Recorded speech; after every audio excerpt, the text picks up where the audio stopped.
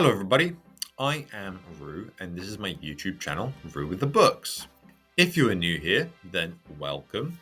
I'm glad to have you here, and if you've been here before, then welcome back. It's absolutely fantastic to have a friendly face back.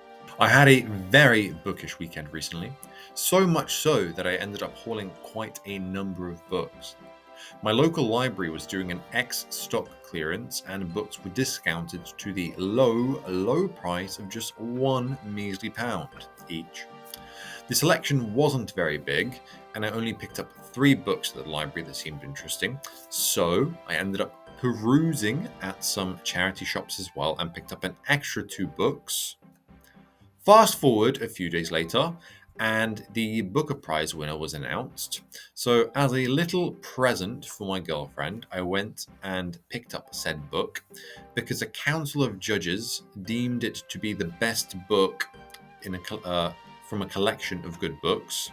And the benefit to me buying this for her is that eventually I will get to read it myself. So in this video, I am going to be showing off 6 new books, 6 new additions to my bookshelf, and I'm going to talk a little bit about them and why I think they sound interesting and what drew me to picking them up. Then, at the end of this video, I will rank them from the books that I'm looking forward to reading the most to the ones that I'm looking forward to reading the least. And yeah, hopefully that'll be a good time and shed a little bit of light in my taste.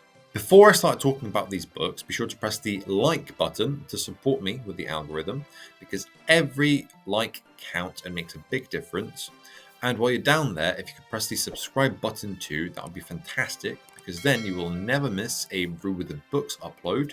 I make sure to get at least 2 videos out a week, so there is plenty of content for you to enjoy if you press the button. Before I get into these books, be sure to grab yourself a nice beverage. I have coffee here. The weather is getting cold, the leaves are falling off their trees, there might even be snow where you live.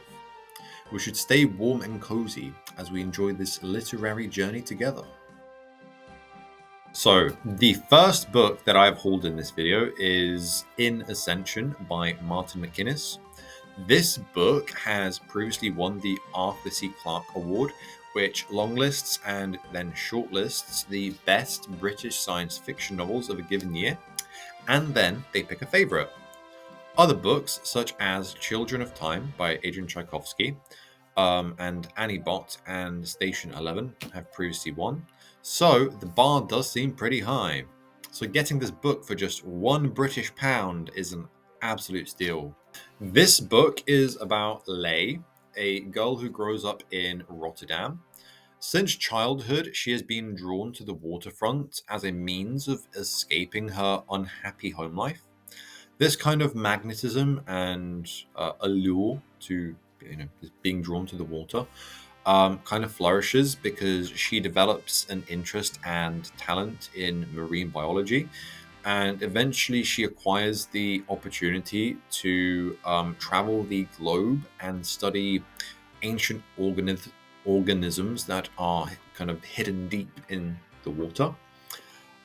When a trench is discovered in the Atlantic Ocean, she joins an expedition to find evidence of Earth's first life forms, and what she discovers entirely changes her whole perception of practically everything. Following her discovery, she ends up joining an ambitious space agency where she finds out that this trench that she discovered is one of several related phenomena across the world, with each piece, each trench, being part of a puzzle that is beyond human understanding. But to continue working for this agency, Lay has to make a choice whether to leave her family and go on this kind of journey of discovery and learning about kind of humanity's origins and the world's origins and maybe even the universe's origins, or to stay close to home. I'm a sucker for a good mystery, and it seems like this book bridges the gap between a character-driven slice of life story, and that kind of nodding to the reference to her unhappy home life in childhood, and an unput-downable sci-fi mystery. It sounds like one of those books where each time a reveal is made, it blows your mind. But each time a reveal is made, it blows your mind a little bit more. The scale of reveals will hopefully ramp up and up and up throughout the book, all the way up until you just put the book down, you close that final page, and you have to like rearrange your brains because everything up there has been completely frazzled. I think that the premise of this book sounds absolutely fascinating. Linking the oceans and space is one hell of a thing to do because they're so far detached. Like the oceans, they make up the majority of Earth's landmass, and space is very much not on Earth completely. So, how what is found in the ocean and how that links to space and everything, that sounds really, really cool. And with my background in physics and astrophysics, I'm very excited to see how the author handles it. And yeah, so if the book does it well, it would be absolutely incredible. I don't really read that much sci-fi. I am interested in reading more.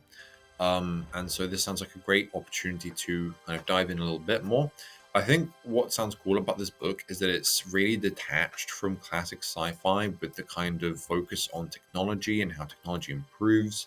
Things like AI, spaceships, stuff like that. This is rooted far more in what makes up our lives, our origins, the universe, things like that. And yeah, it should be a book that absolutely blows my mind. I really cannot wait.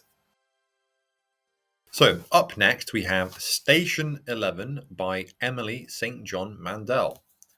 I keep going on and on and on about how I am really yearning to read a post-apocalyptic novel.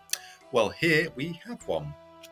It's a funny coincidence that I mentioned that this book has won the Arthur C. Clarke Award before, because that is 2 books in a row that I've picked up for dirt cheap prices that have won that specific British Sci-Fi Award. This book follows Kirsten Raymond, who just prior to the world collapsing pandemic saw a famous Hollywood actor die of a heart attack on stage during the production of King Lear, which is a Shakespeare play. 20 years later, Kirsten traverses a post-apocalyptic world, traveling from one settlement to another with a band of actors and musicians called the Traveling Symphony, which is a very cute and cozy name. And they have decided to keep the remnants of art and humanity alive. However, as they make it to a town called St. Deborah by the water, they encounter a violent prophet who threatens the band's entire existence, and thus begins a journey and mystery going back and forth in time. This book sounds really cool, to be honest. A story in which we get to know a band of characters fairly intimately, who try to keep an important aspect of humanity alive with music and art and that kind of thing. Especially in a world that cares very little for it, because we follow the kind of remnants of humanity. And obviously they're trying to keep crops alive and farm and build shelter. Art and that kind of thing are probably like quite low down in the list of priorities in that kind of world. So it's interesting because it sounds like a book that isn't very heavily plot driven, at least until they meet the prophet, and what happened in the past and the modern day end up kind of going back between the two, and they both end up being important in the overall narrative. And yeah, it sounds like a book that kind of explores these characters in a post-apocalyptic world, and I am all for it because I do love story-driven, character-driven books. I'm very intrigued by the mystery elements because it sounds like one key event in this world shaped everything that comes after it. I've read one book in the past called The Star and the Strange Moon, which had a similar kind of back and forth storytelling method, which worked really well for me, and I really enjoyed it.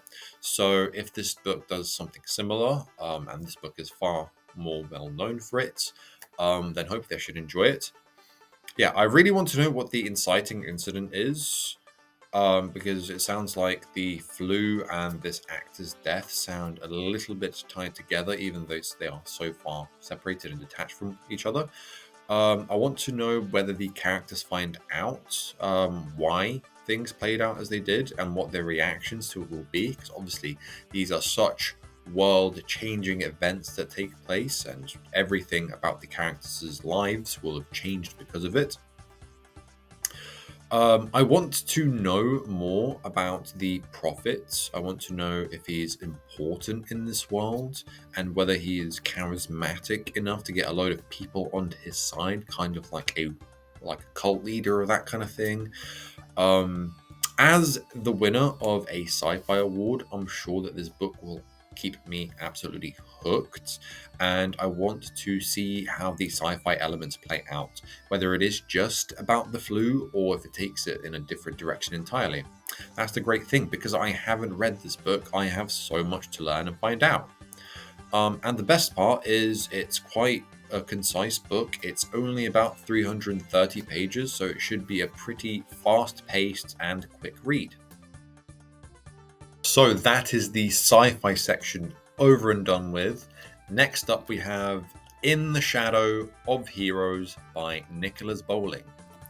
I want to start by prefacing that I think the cover for this book is really, really pretty, and that is part of the reason I picked it up. I didn't do the research I probably should have done. I was drawn in by £1 books. I couldn't see anything other than how cheap they were. My vision was just blinded. I only did my research after coming home, and it turns out that this is actually a middle grade book. Oh well, I think maybe it will be quite refreshing to read something quick and easy either way. This book is a Greek retelling, which is something I'm in the market to read because I actually haven't read a single Greek retelling yet. It's not a genre I have been super interested in reading. I don't really know why I'm not drawn to it, because it is a very, very popular type of story. I mean, people love to share these stories via word of mouth, like back in the day when these myths and stuff were very popular. But I am excited to put my biases aside and dive in anyway. This book follows Cadmus, who has been the slave of a scholar called Tullus since he was a baby. His master is the only family he has ever known, and so when Tullus disappears, his world is basically thrown into chaos. He's got to figure out what to do with himself. But fortunately, this event prompts something to happen which gives him some direction, and that is that a slave girl called Tog arrives with a secret message for Cadmus, and yeah, his life is turned upside down. His life story ends up intertwining that with Emperor Nero himself, and his determination of acquiring the Golden Fleece of Greek mythology. This thrilling quest will push Cadmus to the edge of the Roman Empire and reveal some fantastical truths about his past. The book sounds fairly interesting, and because I think Emperor Nero is a fascinating figure from history, and I'm excited to see how Cadmus's lineage plays into the story, because there was a little nod to his fantastical past. I think I am drawn a little bit less to the mythological side of the Greeks and am more interested in the historical aspects of the Roman Empire.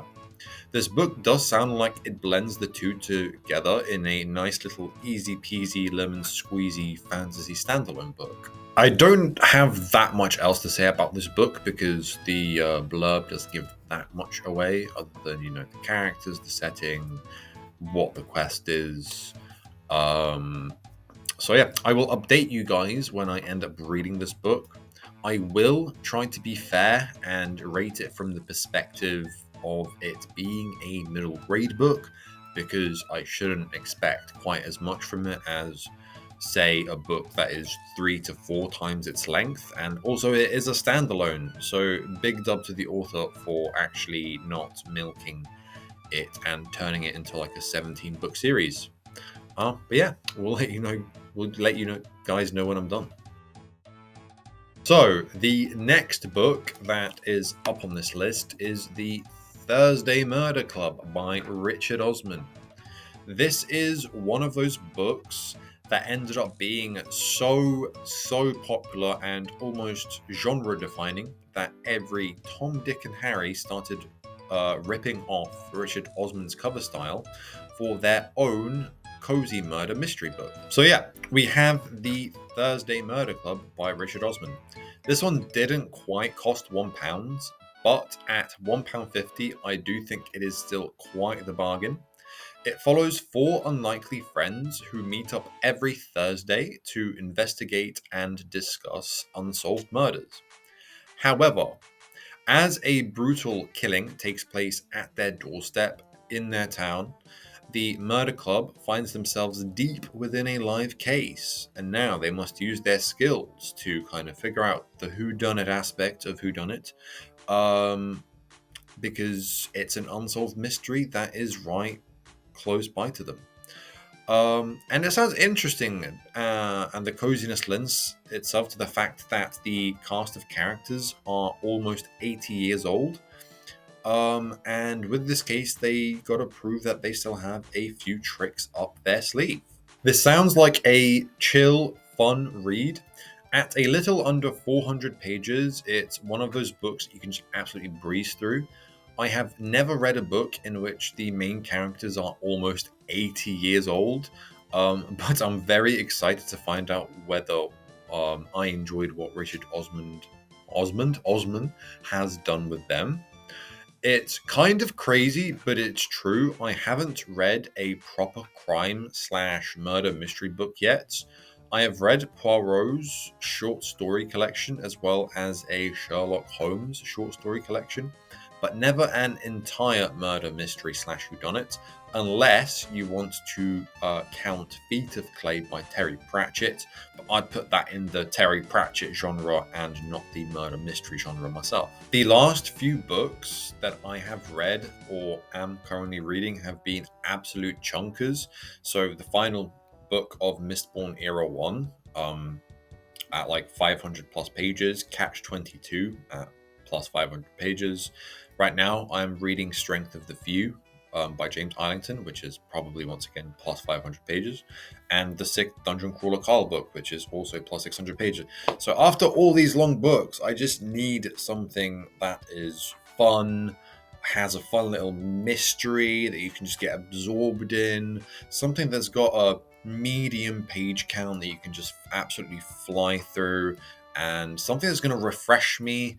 And Thursday Murder Club would be a perfect contender for that, especially since the murder mystery thriller kind of thing is not a genre I tend to read very much. Considering that this book is so popular and that Richard Osman has found enough success to be writing like so many more of these books, like how many is there now? 5 with the 6th one coming out, or 4 with the 5th one coming out? Who knows? Apart from people that read it. So yeah, hope I enjoy it, because that would be something fun to get into, just for something a little bit different. So next up we have The Blackfriar by S.G. McLean. This book I picked up at the library for dirt cheap, and it was a little bit of a happy accident, or just an accident, depending on how you want to view it. I didn't actually realize that this is the second book in the series, but when I did look up the first book in the series, it turns out that it was on sale for £1. So I bought the first book for £1 as an ebook, and the second book, which is this one, for £1 in physical. Weirdly enough, since this is the second book and was a bit of an accident, as I already mentioned, I'm going to talk about the first one instead, and just pretend that this is what I've planned all along for this video. It wasn't a mistake, okay? No mistakes in this video. So, The Seeker, which is the first book in the series, is about, funnily enough, Damien Seeker. In a London that is teeming with spies, merchants, priests, soldiers, exiles, and assassins, because no author writing historical fiction / fantasy can stop themselves from writing an assassin character. Damien Seeker is the protector of Oliver Cromwell, who is at the height of his power and is the Lord Protector of London. John Winter, the hero of Cromwell's all-powerful army, is dead, and the lawyer, Elias Ellingworth, is found standing over his bleeding body, clutching a knife.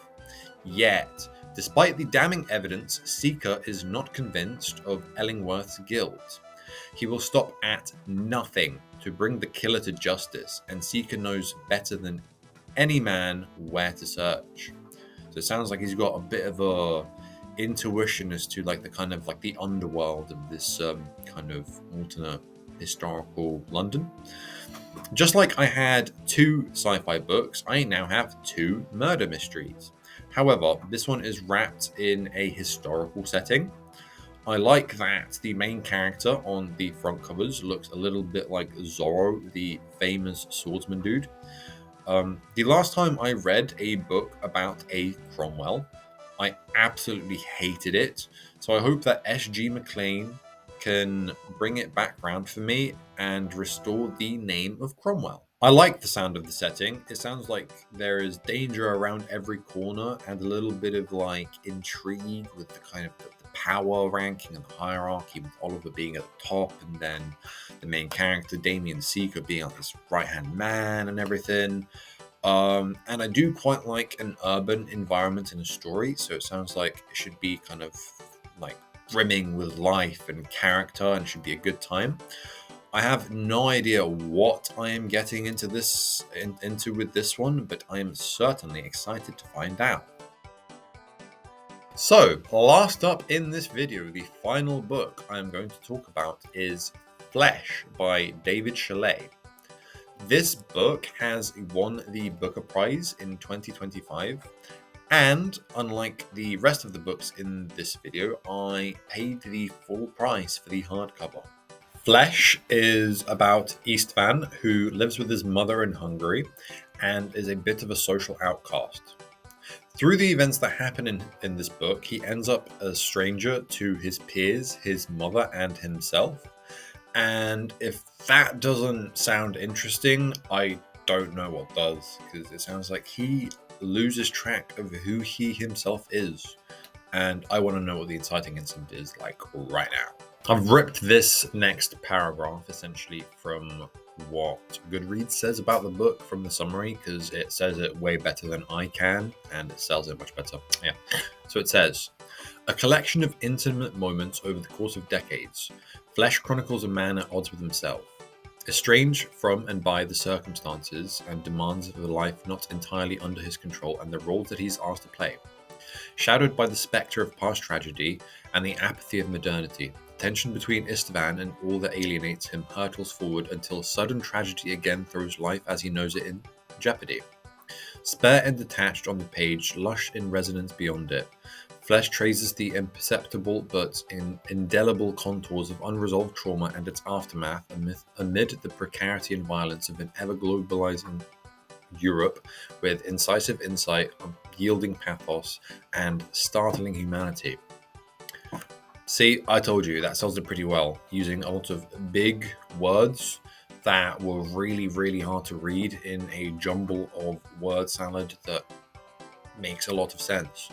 So, my thing with literary fiction books is they tend to quite frequently be very, very, very character driven as opposed to plot driven. So, there is so little you can tell about what happens in the book through the blurb that it's very, very hard to talk about. So, anyway, this book sounds like it will be quite heartbreaking. I think considering that it won the Booker Prize Award, it's already broken quite a few hearts. I don't know quite else to say, but once I read it, I hopefully will make a video about it and have way too much to say. So, just for fun, I want to rank my interests in the books so you get a sense for what my taste is, what I like in a book, maybe what I don't like in a book. Maybe you'll read deeper into me than I do myself. Anyway, so number 6, the book I am least interested in reading, but I will still be interested in reading anyway because I already paid for it, is The Shadow of Heroes. And that is because it's middle grade, and I'm not too heavily interested in the kind of Greek mythology aspect, but it'll be quick, it'll be hopefully fun, and it'll be a book that I can just whiz through. At number 5, I have The Seeker slash Blackfriar, which is the book that I actually bought, because I'm interested in that kind of medieval Europe slash London, danger lurking at every corner amidst a crime centered plot. It sounds quite interesting, and it's also quite a quick read by the looks of it. And I already own 2 books, so it's 2 for the price of 1, by the fact that I'm paying for my mistake here. So yeah, should be a good time. At number 4, I have the Thursday Murder Club, because once again, I'm not too heavily interested in the crime genre. But I think it will be good to read something that is so popular at the moment and has inspired so many other authors to write their own cozy murder mystery books. I really like cozy books as a thing anyway, so I really enjoy cozy fantasy. And I've got like a series I read for that kind of vibe, so taking that vibe and applying it to a different genre opposed to fantasy will be a good time, and I hope that I'll be able to see what the hype is about. At number 3, I have Flesh. The reason it's at number 3 is because it doesn't give that much away in the blurb. So while I know that this is going to be a very character driven book, I don't know what to expect. And because I don't know what to expect, I can't be super excited. And well, I can be excited, but I can't be super interested because I don't know what to be interested in. As opposed to number 2, which is Station 11. I don't know that much about that book, except it's sci-fi, it's post-apocalyptic, and it follows a set of characters as they go from one place to another. That is a lot more than I know about Flesh, and this has won the Arthur C. Clarke Award, so it's a very well-known and popular sci-fi book, and for that reason, I am very excited to read it. And I already said I'm really excited to find out about the prophet and the role he plays in the story, and to jump around between the past and the future to kind of unravel the mystery and find the answer at the end of the road. But once you know it is the journey, the path, the adventure, that is the best part. And at number 1, the book I am most interested in reading from this book haul is In Ascension, and that is because it is a sci-fi book that jumps across someone's life from their childhood up into the point in which they are essentially a world-leading researcher, adventurer, almost like archaeologist kind of thing. It's actually mental. They are going to be looking at primordial life, what kind of what humanity stems from, and how you can read into space, into the cosmos, linked in with this mystery. It sounds so fascinating. They've thrown so many bits and pieces into this book, and I've heard it's absolutely fantastic. So I'm excited to see what the hype is about. And the cool part as well is it's pretty underrated, actually. I've not heard that many people talk about it. So it's almost like a hidden gem, but sci-fi fans that have read it, they know it's worth your time. So yeah, that's my ranking of these books. And what my ranking tells me is that I'm most excited to read the sci-fi books or award winners over everything else. Second up, I'm more excited to read crime, but I'm more interested in modern day crime than historical crime. And sitting at the rock bottom of this list is the middle grade pick. Thank you for watching this video. If you've made it this far, I hope that you find a book that you've been really, really wanting to read for a long time for a super duper cheap price today. I hope that you enjoyed this book haul video. I don't tend to haul physical books that often because I'm not in my forever home, and I know that one day I'm going to have to move all of these books. I guess I just felt good that day and was really, really excited to just bam, bam, bam, bam, just grab some books off their shelves and buy them. If you enjoyed this video, be sure to press the like button and subscribe. I would really appreciate it. I would love to hear if you have read any of these books and what you thought of them. I would also love to hear what you are currently reading, so throw that in the comment section too. I have some socials down in the description below that you can go ahead and connect with if you so wish. That is, I've got my Goodreads, my TikTok, and my Instagram. Anyway, I hope that you have a pleasant rest of your day, and until next time, Rue, out.